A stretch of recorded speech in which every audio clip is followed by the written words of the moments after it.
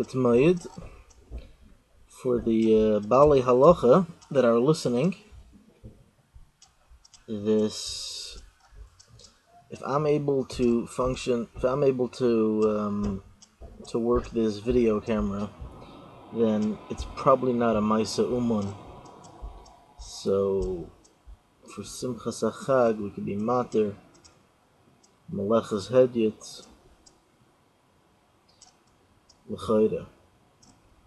Okay, so this is it's a wild topic, and I think it's important to preface that the inyanim that we're going to be discussing are, shall we say, dvarim ha'imdim b'rumei shalaylam.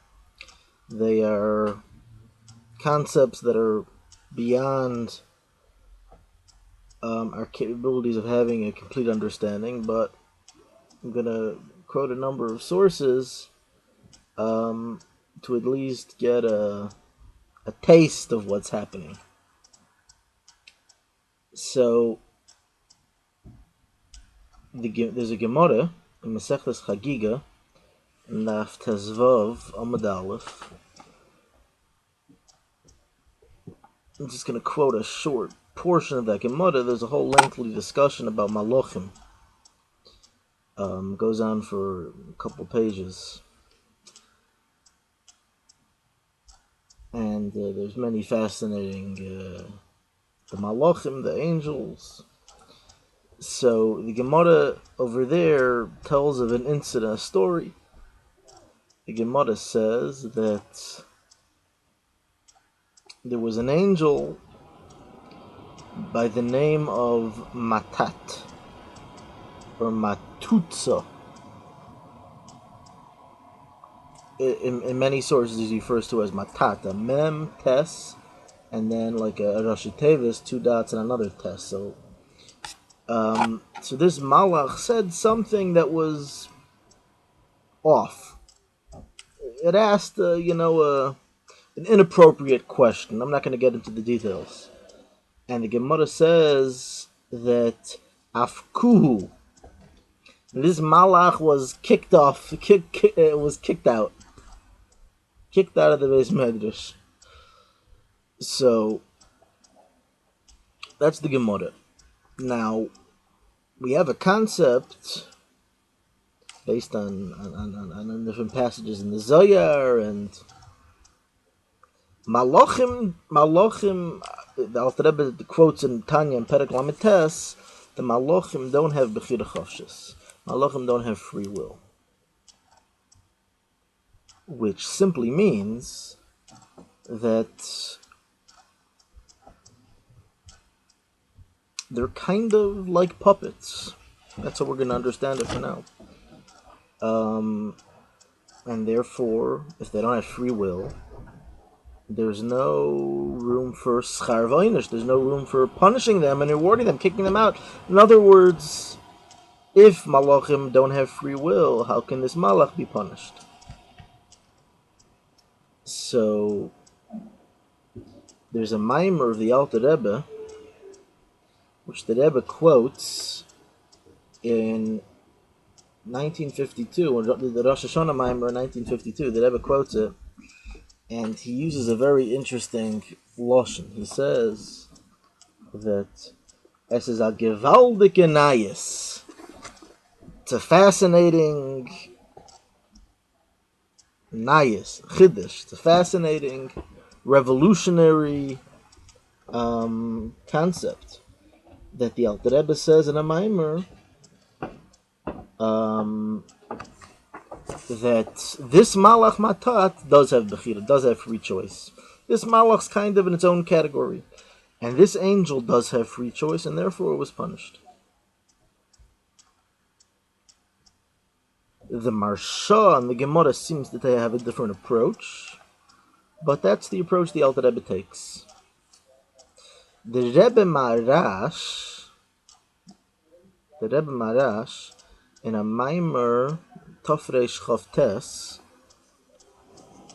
the Bramaschem Michamoicha, it takes this to a new level, or makes a very revolutionary, a very interesting comment. Tafresh Chavtes, that's 1869.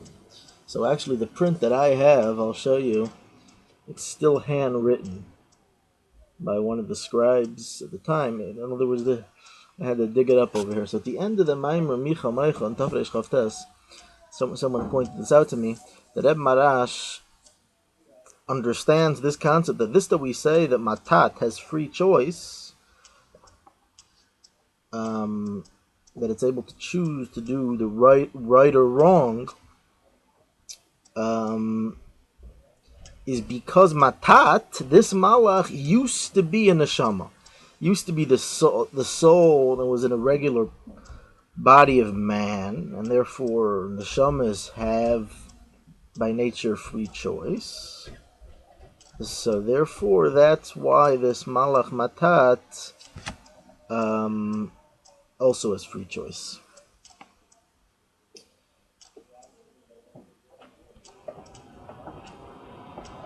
Now, let's try to understand what this means. On the surface level,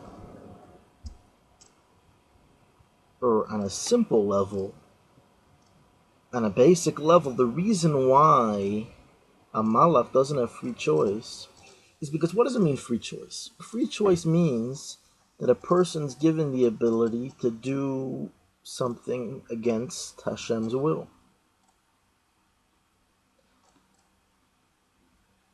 How could a person be in a situation where he can consciously choose to do something against Hashem's will? Because he's living in this world. And in this world, there are Hashem's not revealed clearly. And therefore, a person has the ability to forget about Hashem, and therefore he can choose to do wrong.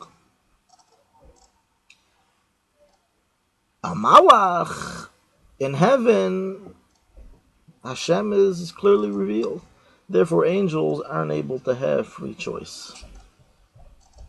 So somehow this malach matat, I don't know, maybe the revelations that it gets are not that great, and therefore it's able to have free choice. It's not clear. So there's an interesting letter of the Rebbe. In the Hisofis, at the end of Likutei Sichos Chelik Lamed, Parshas Vayetzik, the Rebbe makes an interesting comment. Doesn't get into this matat business.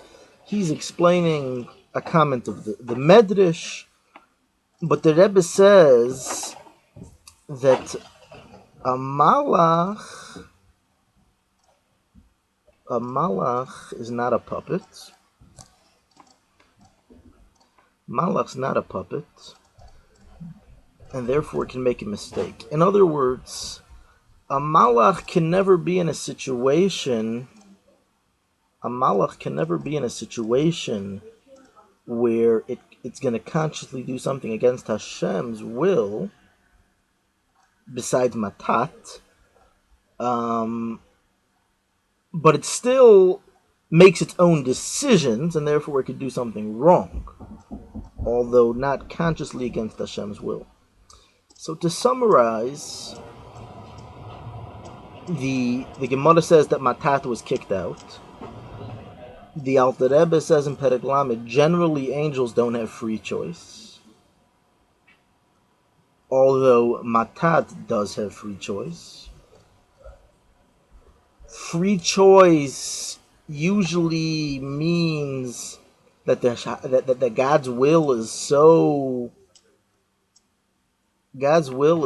clear, and Hashem's presence is so clear that a person won't come to do something wrong.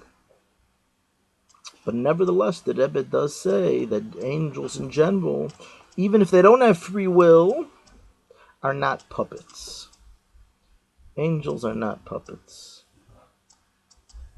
They can make a mistake. So that's some of the concepts regarding Malachim having Bechira Chavshis. Get to my it.